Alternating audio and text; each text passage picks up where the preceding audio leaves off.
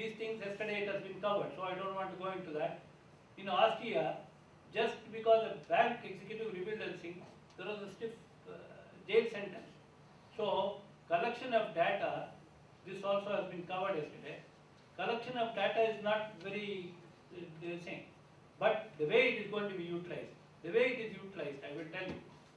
This is the interesting part. Please listen. In the year 2000, see, in a year there are two functions which we hold sacrosanctly. One is on 25th of December, the Consumer Protection Act was born, which we call it as the National Consumer Rights Day. Shameful to know that the consumer rights on that day came about by accident. I think, if you all know, Rajiv Gandhi went to his friend's house, and at the time when the friend was supposed to receive him, he got a new TV. He was attending to the TV. I said, what happened? The TV is gone. Now what to do? No, we have no law in this country. Then it gingered up, and then the Consumer Protection Act came. That is why we follow 24th December as the National Consumer Rights Day. And Kennedy, as I said, on 15th of March, we call it as the International Consumer Rights Day. So annually we conduct this program. So in the year 2000, the Department of Advertising and Publicity, central government, asked me to conduct a program which they sponsored. So in Bharati Vidya Bhavan we had this program.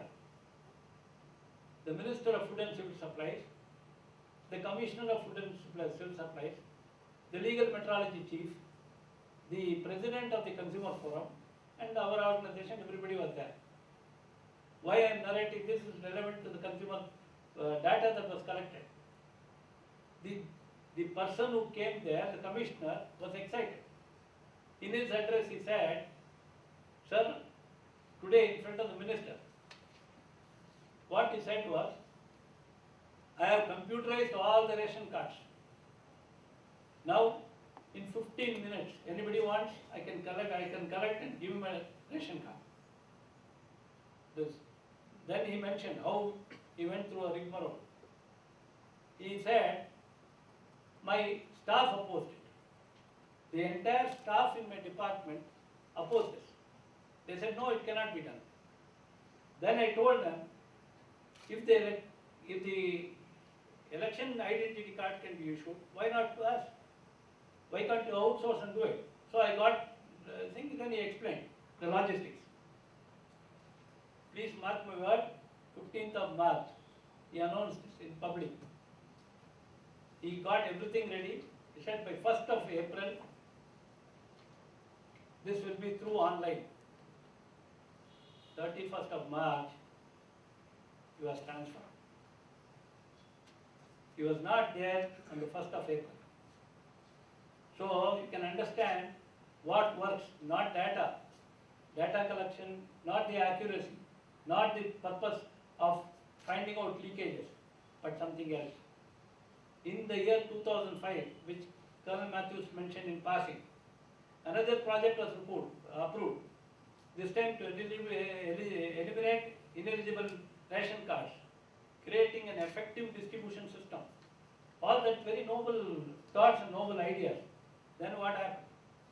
Fresh order was given to a company, which he did not want to name, even I don't want to name. 60 crores was granted to them. The computerization project to digitize the data collected through a house-to-house survey. Mind you, the project, the contract was house-to-house survey, and the data to be collected and issued to the people.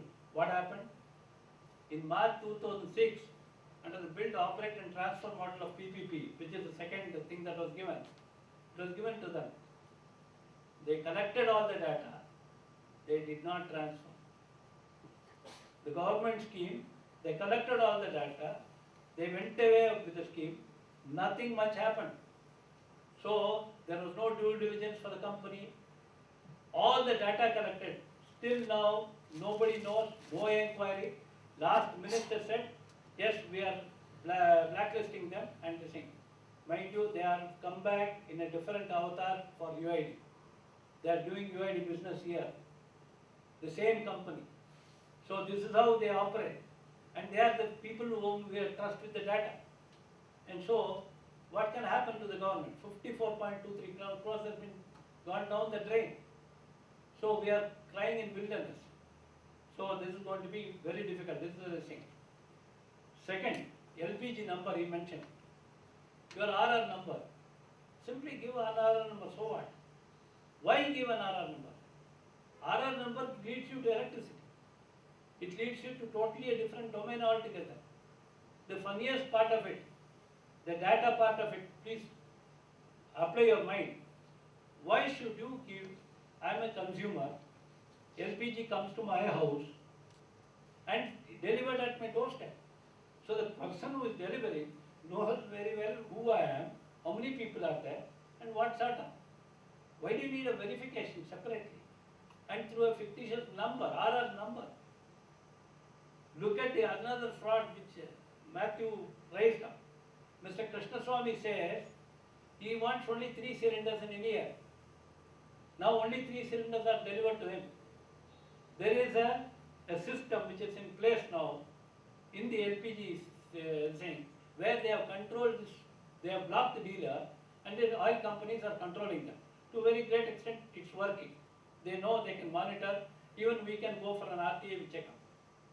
Now they are going to do cash transfer. Krishnaswamy, thanks to him, he gets a bonus.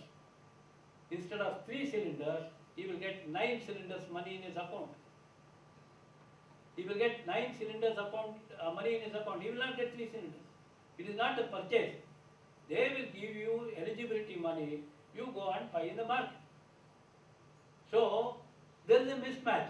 As he mentioned, 85,000 tons of food grains was rotting. Supreme Court gave a direction. Please take it and distribute it to the poor. Now what happens to that? How do you sell it to the poor? The poor gets the money, but they don't. What price do they get it? And half the people, they get the money instead of the food. What happens to them? Why do you collect this kind of data? Why do you do certain things which cannot be exercised, which cannot function? This is the second kind of the thing.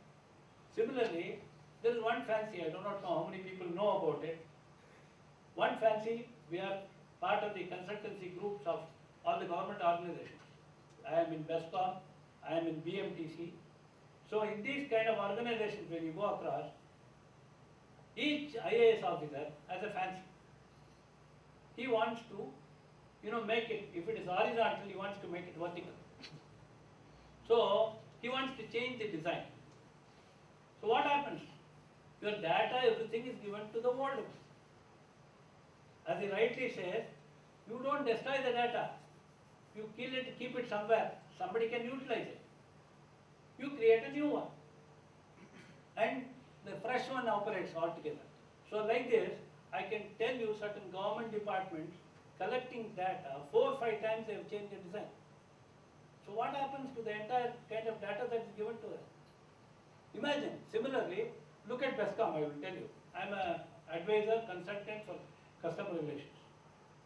The people who operate the customer relations are not part of BESCOM. They are outsourced. They are casual people.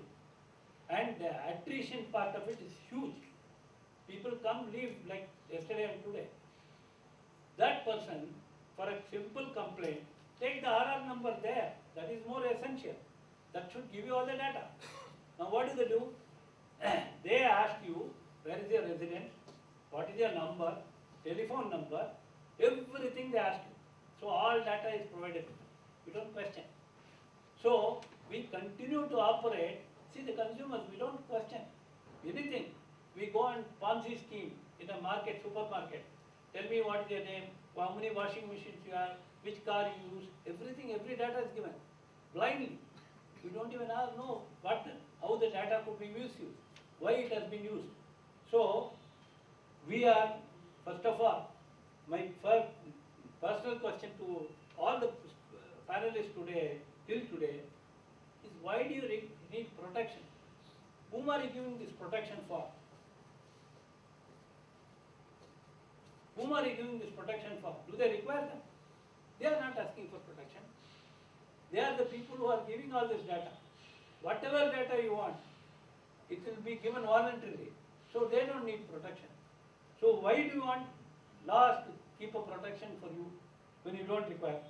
Take for example, sometime back, Data Post, I don't know how many of you heard, Post and Telegraph Department made the, Post and Telegraph Department did one thing. Somebody sold the idea, you know that survey people, they spend 1,25,000, 2 lakhs to do a survey. So the Post and Telegraph Department went and sold the idea to the Postmaster General. He said, you collect accurate data and give it to me, I'll give you 50,000. India is the second best in the world as far as two things. One is railways and another is Post and Telegraph. We have the farthest reach. So this Post and Telegraph man was utilized to collect data from each and every home accurately, and they gave it to the private agency. Now what happened to the data? There was protest. There was union protest. So what happened to the data? It was killed. It was handed over to the private office. It was killed. What happened to the government data? Who questions? Nobody. Similarly, know your consumer norms. Now, banking organizations, they ask for know your consumer norms. I have banked the thing. All that they have to know is my income, my salary, whatever it is. Why do they have to know what is the washing machine I use, which brand I use, which car I use, I may change the car tomorrow, how accurate is it? But they collect all that information. Why do you give that? And in Karnataka, one e-governance principal secretary introduced 5 more items to collect the data. So who bothers? I mean, we just give it to them. So like this, the limit is endless. I mean, I can go on and on, but we have to protect our rights. Basically, it is our rights that is being threatened. Unless we realize this, it's going to be a difficult thing. Lastly, I wanted to tell you, alternative UI, EPIC cards, which is a voter identity card. In a democracy, that is compulsory. We know in recent election, 6.5 crore people are there in Karnataka. How many people are eligible to vote? 4 crore. What is the gap of 2 crores? Nobody bothers. That is given off, that's another kind of thing. So each and every card, one national law school student to accompany me, asked me, sir, how do I get an identity? I will come from Bangalore. Just go to a post office, pay 250 rupees. Post office is giving you an authorized identity card. 250 rupees. No special scheme, nothing is there. They give you an identity. With that you can have other things. You have a scheme where you don't even verify. You have lot of the things. The entire thing is mismatched, it's botched up. So how are we going to get this? So with my last slide I will finish. Research done by Credit Suda suggests that in India, 1 of 4 is a victim of identity theft. Also, when the amount of monetary loss due to identity theft has remained steady, the frequency of identity theft incidents has increased by 13% from 2011. In India, internet users has gone from 7 million to over 98 million by 2012 and is expected to reach 300 million by 2015. So according to the Northern Cybercrime Report 2011, 4 out of 5 online adults in India were victims of identity theft in 2011. 4 out of 5. So with increased financial transactions online, which require one to share personal information such as bank and credit card account numbers, name and address, it's going to be a very good thing. Yet we have not caught up with US. Thank God for that. US gets a lot of the thing. They steal your identity and they get income tax refunds. But fortunately, the law is catching up on them. As I told you, there is no enforcement in India. We are not going to be covered by any kind of support. We have to protect yourselves. That's why I follow the National Law School symbol. You have written Dharmo Rakshati Rakshita. I always say, Grahako Rakshita Rakshita. If you are a consumer, please take care of yourself. Nobody will come to your rescue. You have to rescue yourself. Thank you very much. Court and the Supreme Court. He's a visiting faculty at law school and holds a PhD. He has been appearing in various matters of larger public importance, including PIs relating to the legitimacy of the Intelligence Bureau before the Supreme Court and the High Court of Karnataka. And this has been touched upon in a lot of sessions. I'll ask him to share something with us. Just a quick note, we'll be taking questions directly from him. If you have some, you can address it because he needs to leave early right after his speech. So with that, I might. I speak from Matthew and Mr. Somshekhar have torn into the Aadhaar. There's very little for me to say on that score. But I do certainly intend to make one larger point, which I think links up to the subject for discussion. And that is the general lack of regulation, the general lack of a statutory framework when it comes to dealing with information, privacy, correspondence, and generally human rights of citizens in India. The case that Apar mentioned relating to the Intelligence Bureau, which is an ongoing matter, raises exactly this question.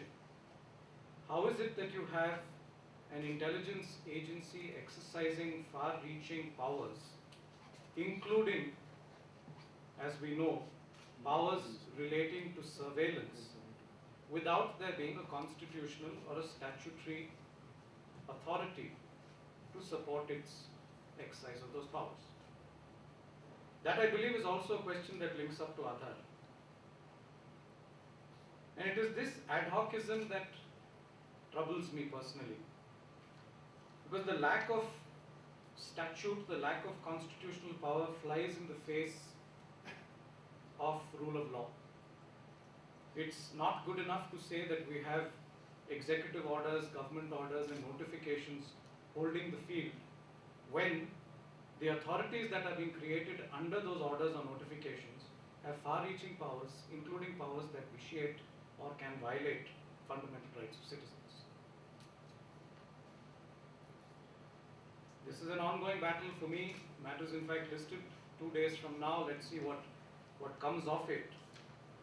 But I am emboldened by a precedent in the European Court of Human Rights, where way back in 1985, a litigation was commenced relating to surveillance on an individual who was part of a civil liberties movement. And he moved the ECHR on the ground that, why don't you sit down here? Some folks who may not be able to. Sorry. He moved the ECHR on the ground that what the MI5 was doing was non-est, it was ultra-virus. And he relied therefore on provisions of the Universal Declaration of Human Rights, which under Article 12, amongst others, recognizes the right of privacy of a person and his family and a right to seek protection under the law. And the MI5 raised preliminary objections to the maintainability of that petition. It tried to invoke its larger powers in national interest and so on, and tried to oppose the petition. And the court gave a preliminary ruling without even going into the merits of the dispute, that it certainly had jurisdiction to decide the case. And I think that was enough to elbow the government and the UK government, which was referred to by Colonel Matthew. At least the government then saw sense and thought it fit to legislate and introduce an Intelligence Services Act in 1989. It was then followed by the 1994 Act, and it's there to stay. That is the precedent in the US, in Canada, and South Africa as well. Where is it not the case? Well, Pakistan and China.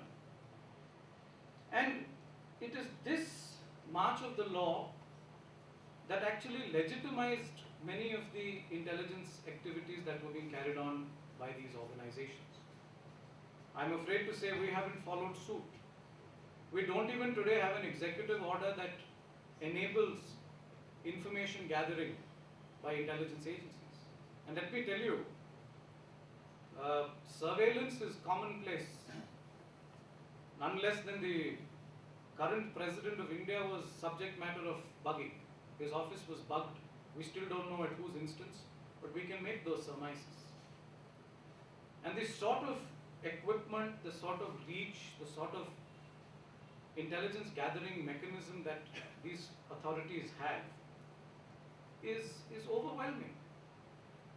I see that I'm being recorded, so I can't share too much, but I'm quite sure my office and my residence was bugged no sooner than this PIL was filed, as was the case of my clients.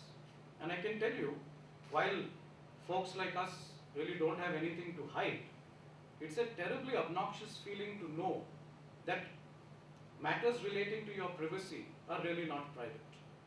It disturbs me if I have to think that my SMSs or my calls or my conversations are being read or listened to by somebody who's not supposed to do so. So that is the extent of power and reach that the state has. I mean, Aadhaar is just a smaller part of it. And enough has been said. I'm enlightened by some of the comments that my fellow speakers have made.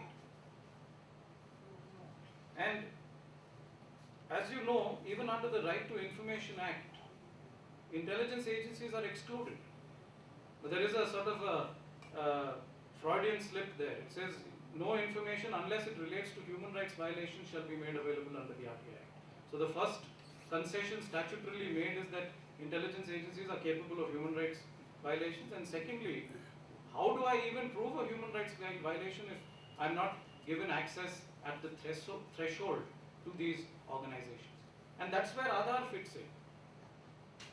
Recently, the Bangalore Club had a Aadhaar enrollment process, and my aunt was most forcefully persuading me to go and register for it. I said, why?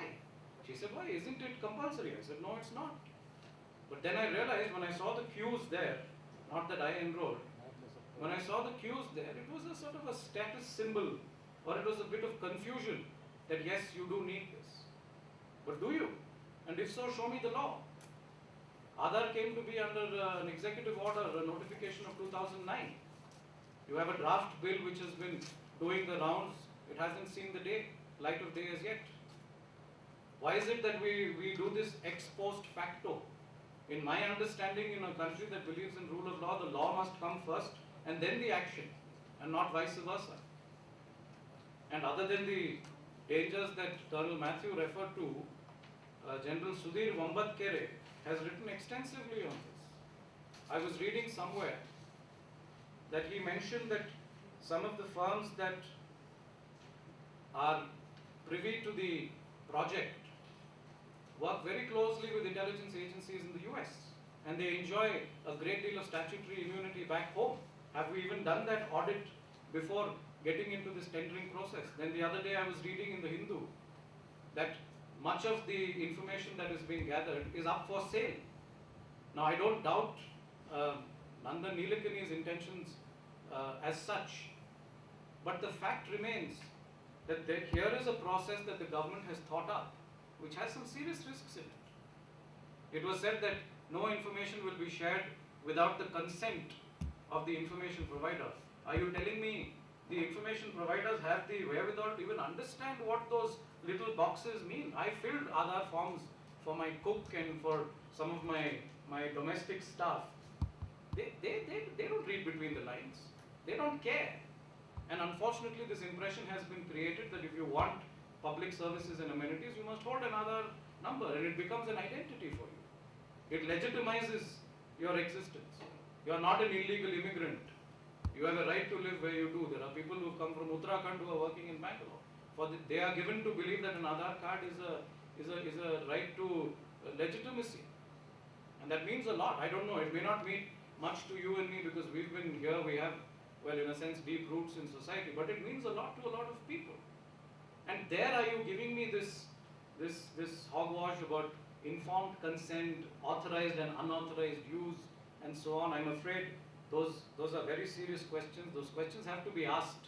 I don't know if Aadhaar should be scrapped. I haven't studied it closely enough to take the line that the Colonel has. But the least I can say is that when you are dealing with far-reaching situations like this, first and foremost, legitimize the the exercise and do it under statute, if not under constitution.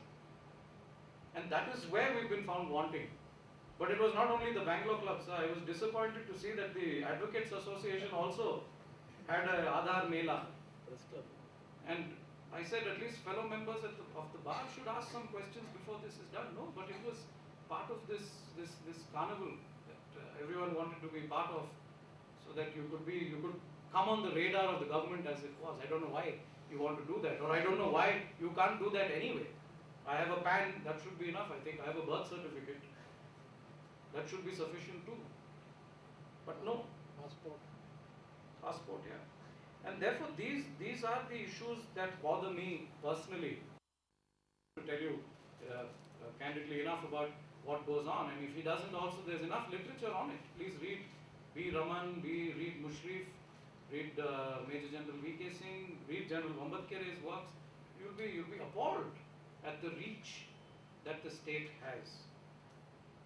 So, therefore, I only want to emphasize that these sort of exercises, they are given a very, very innocuous color when they are undertaken by the government. You are told about nation building, and you're told about distribution of public